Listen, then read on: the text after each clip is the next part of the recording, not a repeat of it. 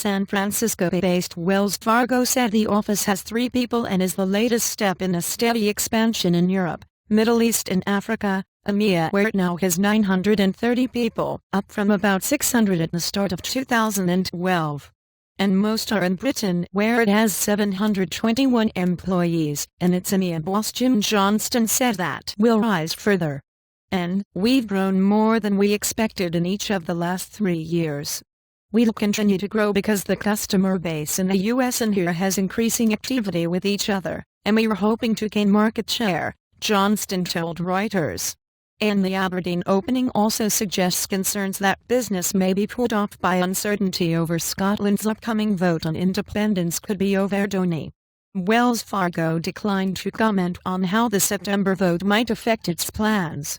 And Aberdeen has been one of the most buoyant areas in banking in the past 2 years, built on business with oil, gas and energy services firms based in the city. Wells' office is led by Kendall Milne, a former Barclays, Barc.L, and DNB.OL, oil and gas banker. And Wells Fargo is regarded as one of the winners from the financial crisis and last month reported record quarterly earnings and its highest ever share price. And it last year became the world's biggest bank by market value and is now more than $50 billion bigger than its nearest challengers, including JP Morgan, JPM.N, ECB, 601,398, SS, and HSBC, SPA.L, yet it is mainly a U.S. bank with a modest international exposure. And we're primarily a domestic bank, but our American clients are getting increasingly global. It's a consistent strategy. It's following our customers here, Johnston said. And the bank does not break out its European earnings, but Johnston said revenues in the region had grown by at least 10% in each of the last 3 years.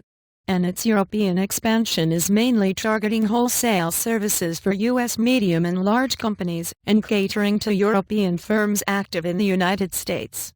Johnston said Britain topped a survey of its customers 2 years ago of where they wanted more services, ahead of Canada and China.